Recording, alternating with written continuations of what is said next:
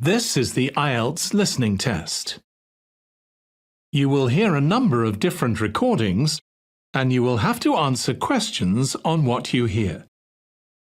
There will be time for you to read the instructions and questions, and you will have a chance to check your work. All the recordings will be played once only. The test is in 4 parts. At the end of the test, you will be given 10 minutes to transfer your answers to the answer sheet. Now turn to Part 1.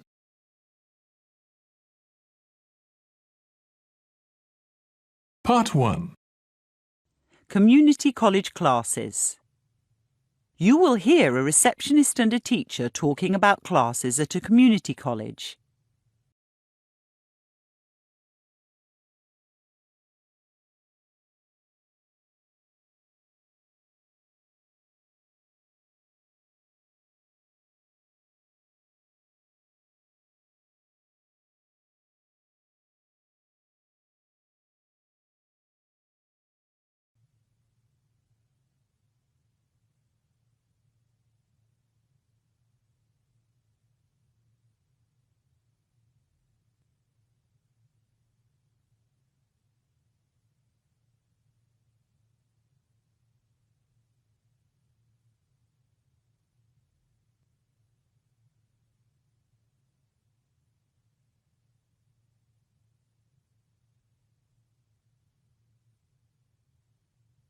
Good evening. How may I help you?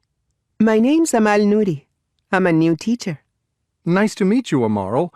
You're teaching Arabic, aren't you? Spanish, actually. I'm from Argentina. My relatives moved there a long time ago. You'd be surprised how big the Arab community is in Latin America. But Spanish isn't on tonight. It's tomorrow, Wednesday. I know. I just thought I'd introduce myself. When I came for my interview, I only met the principal. Mr. Andrews? Yes, Trevor Andrews. I must say he made me feel welcome, especially since he speaks Spanish himself. Trevor's a lovely guy. We're going to miss him when he leaves at the end of the term. Oh, why is he leaving? Has he found another job? No, he's retiring. He wants to spend more time with his grandchildren. Right. He did mention them to me. Did Trevor also mention that he likes to sit in on new teachers' classes, just for a few minutes? It's the policy of the college that new teachers are observed either by Trevor or by the vice principal. I'm sure it's in your contract. Probably. Don't worry, it's all quite informal.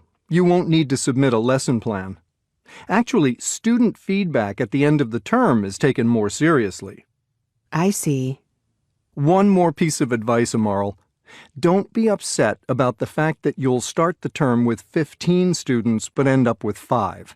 That's just what happens with evening classes. People sign up for these things without really knowing what's involved, or something else comes up on that night.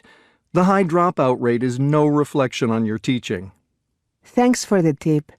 Anyway, the real reason I'm here tonight is that I'd like to enroll in a class. I saw in the contract that teachers can take one class themselves, paying only 10% of tuition, which seems a pretty good deal. Indeed. When I was teaching keyboarding skills, I did Korean and car maintenance.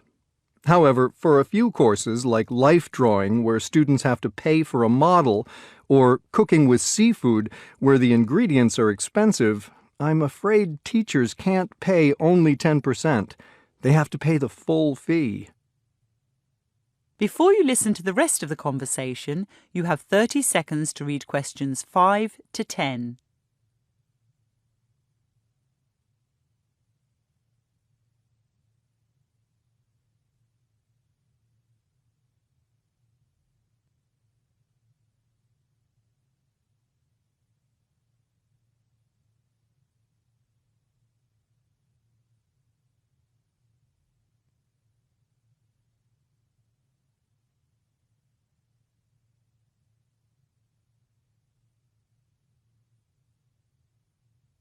So, Amaral, what would you like to do?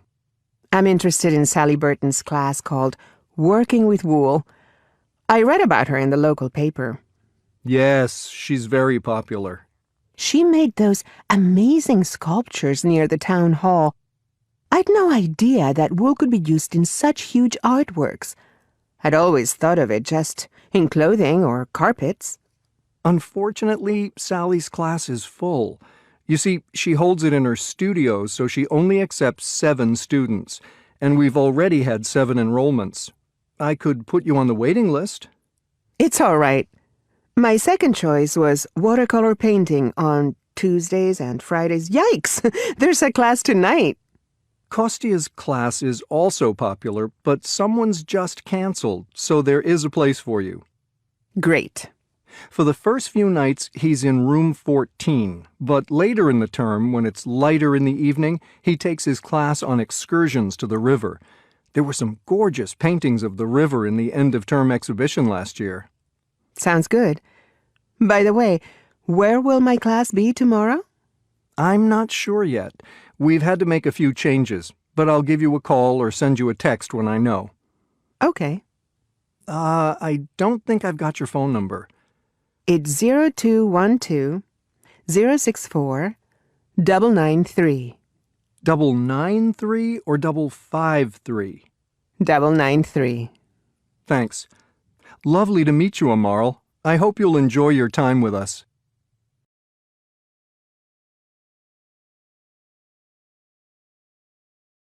That is the end of Part 1.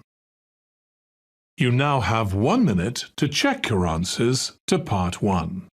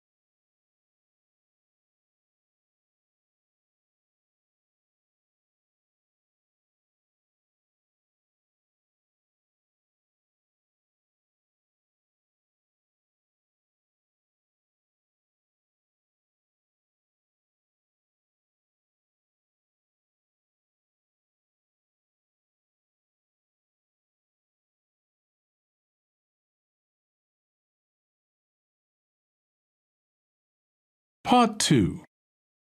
Voluntary Guiding. You will hear a woman talking to voluntary guides at an art gallery. Before you listen, you have 30 seconds to read questions 11 to 14.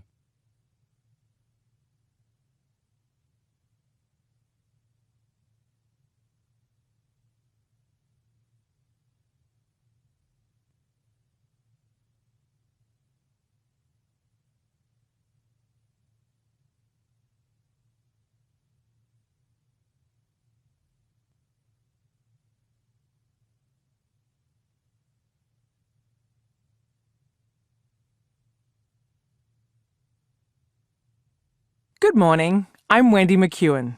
Please call me Wendy. I train volunteers at the gallery, and it's my great pleasure to meet you today.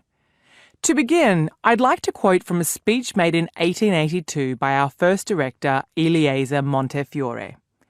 He said the Australian public should be afforded every facility to avail themselves of the educational and civilising influence engendered by an exhibition of works bought at the public expense.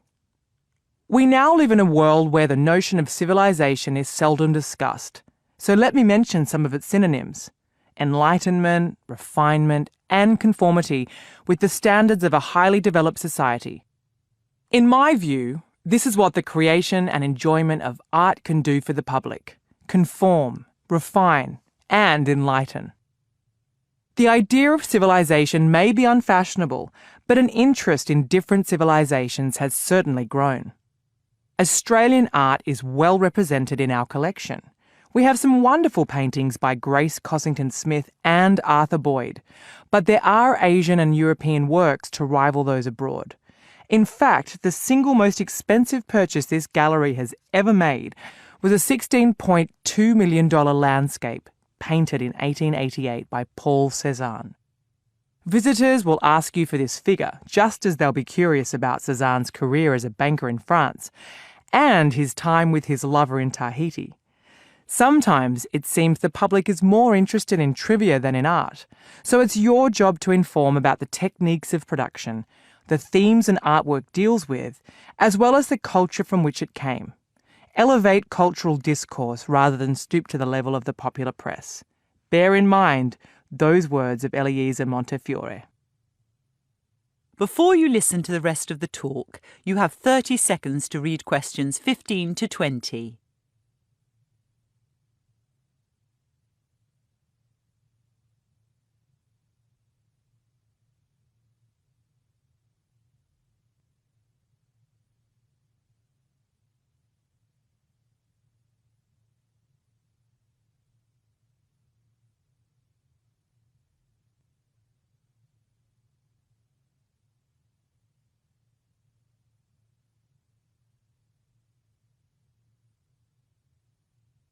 While guides are diverse, guiding is systematic.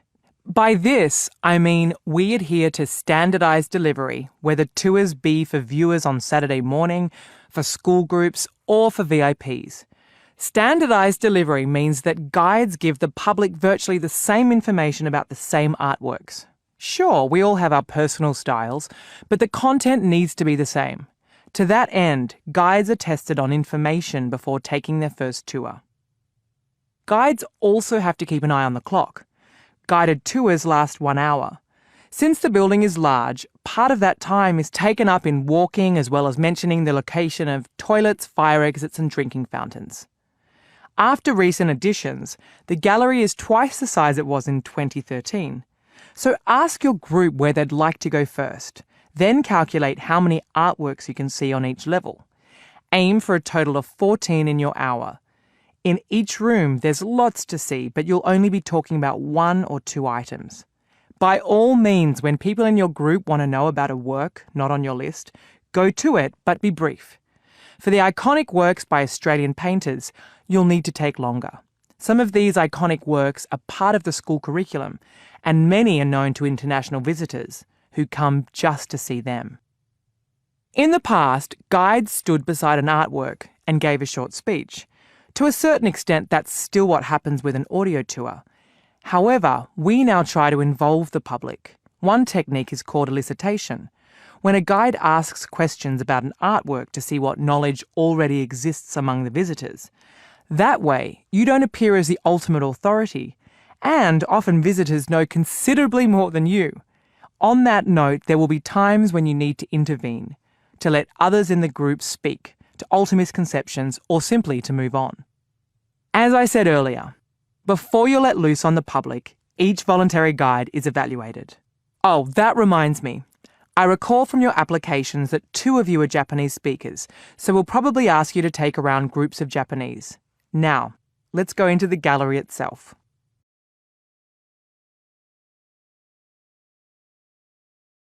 That is the end of part 2. You now have 30 seconds to check your answers to part 2.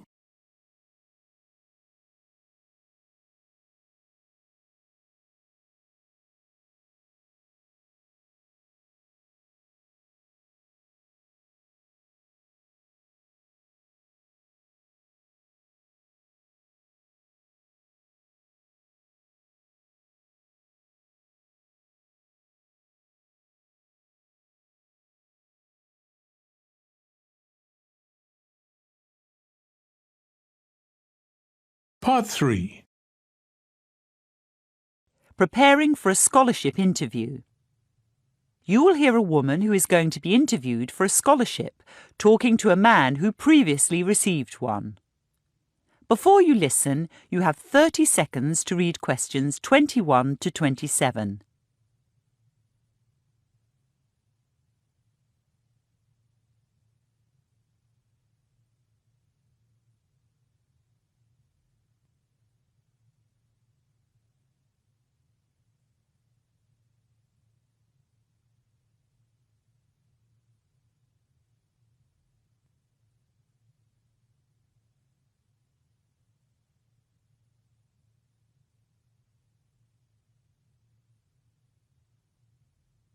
Hi, Vibol. Thanks for coming. No problem, Sophie. I hope I can help. When's the interview? On Thursday, Which course do you want to do? a Master's in Development Studies.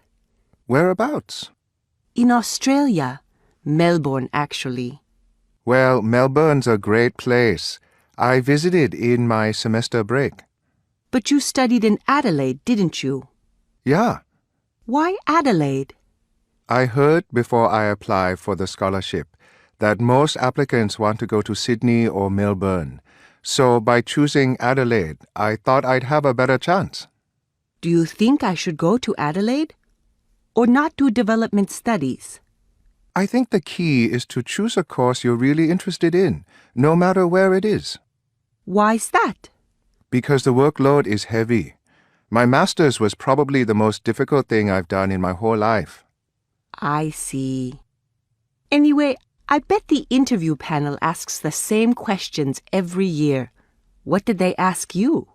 Firstly, about why I wanted to go to Australia. What did you say? I told them I'd been there already, and I liked it. What else did the panel ask?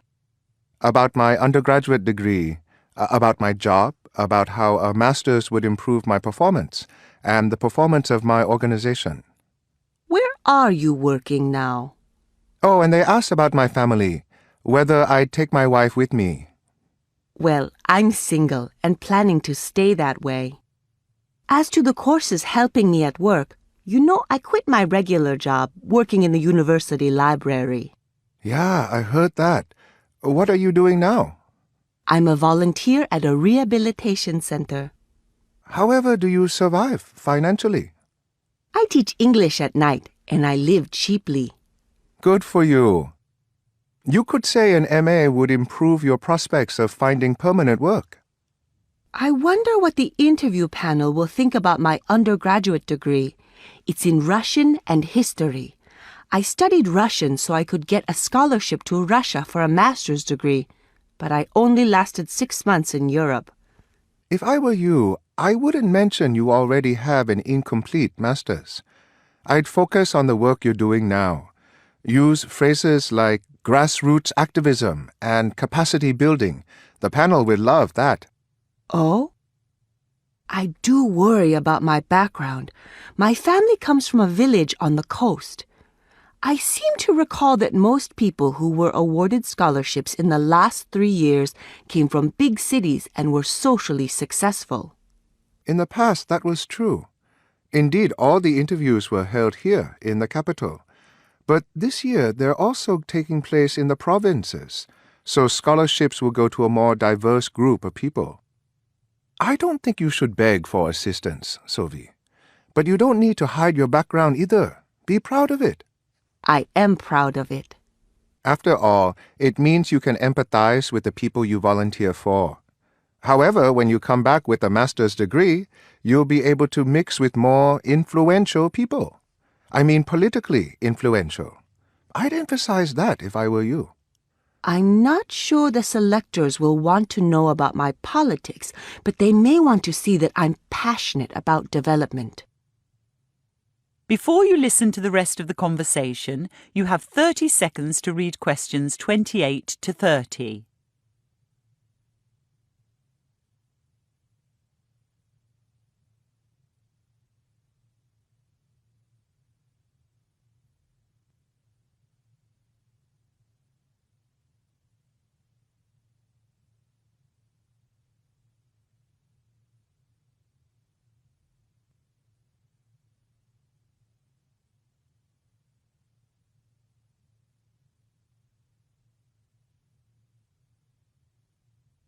By the way, Vibol, in Adelaide, what did you do your master's in?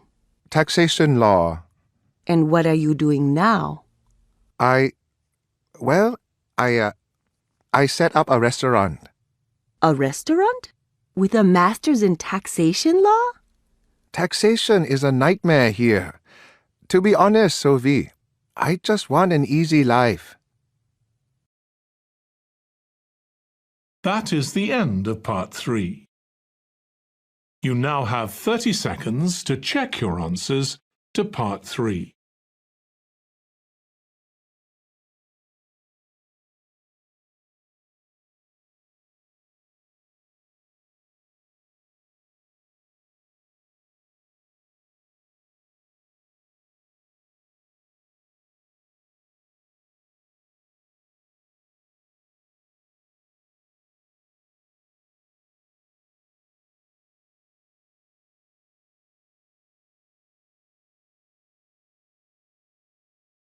Part 4.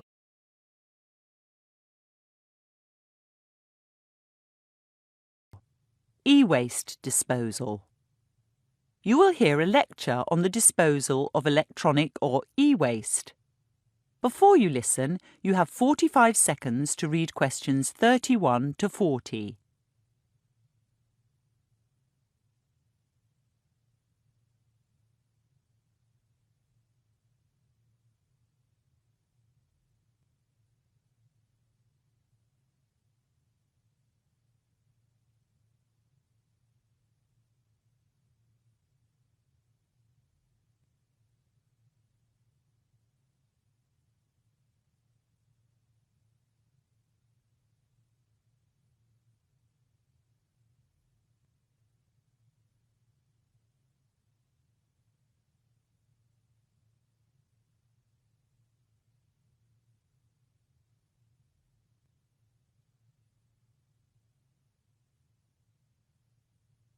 Normally in this class, we design and evaluate apps, and we'll get back to that tomorrow.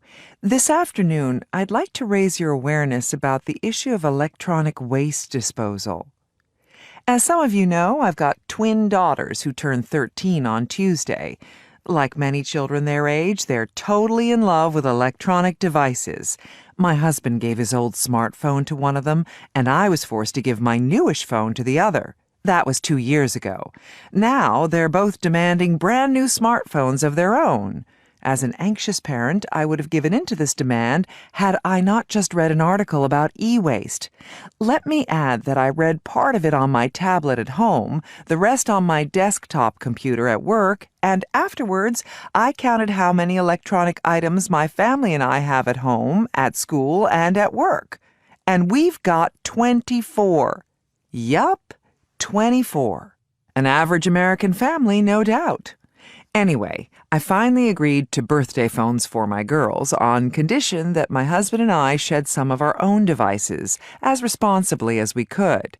In the past, we've just put them out in the garbage as though they were banana peel or broken plates.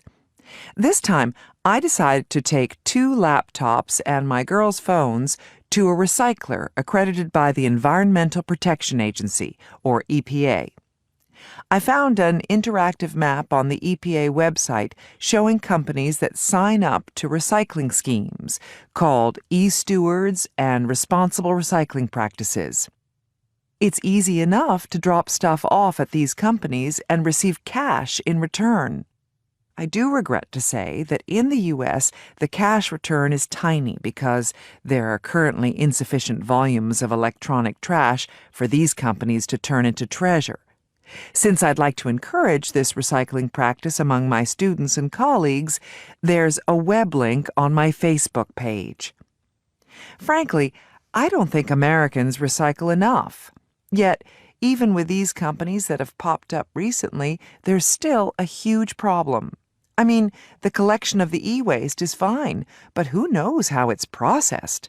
The EPA believes that only 20% is actually recycled, and the rest is incinerated or put in landfill. The auditing of this process has yet to begin. The majority of local e-waste, around 8 million metric tons a year, is sent off abroad, mostly to Asia or Africa, where health and safety regulations scarcely exist. One reason the U.S. still banishes most of its e-waste is because it refused to sign the 1989 Basel Convention that controls the export of hazardous waste from rich countries to poorer ones. Needless to say, it wasn't the only rich country to spurn the convention. Neither Canada nor Japan consented to a 1995 amendment banning such trade completely. However, European signatories to the Basel Convention may not, in reality, behave any better. Inspections at ports in Germany and the Netherlands have proven that e-waste, like much other cargo, is deliberately mislabeled so it passes unnoticed through customs. So what's inside e-waste, and who deals with most of it? Well, the list of chemicals is very long indeed. An average smartphone contains around 60 different chemical elements. Heavy metals, like lead and mercury, exist alongside arsenic, beryllium, cadmium, and polyvinyl chloride, all toxic to humans in quite small amounts. When electronics are incinerated, unless at extremely high temperatures, many more toxins are produced, including halogenated dioxins and furans, which seriously contaminate the food chain. India and China are two major processors of e-waste. At present, the city of Guiyu in Guangdong province in China is considered the world's e-waste capital. American, Japanese, and European containers loaded with e-waste arrive in Guiyu hourly. But these days, there's also considerable waste from the rest of China itself. The EPA estimates that by 2020, 100 million metric tons of e-waste will be produced globally each year, and of that, only an infinitesimal amount will see its way back into more electronic products. So, designing apps for this digital age is important. As an extra assignment, I'd like those of you who are interested to create one that lets users responsibly end the lives of their many electronic devices. That is the end of Part 4. You now have 1 minute to check your answers to Part 4. That is the end of the listening test. In the IELTS test, you would now have 10 minutes to transfer your answers to the answer sheet.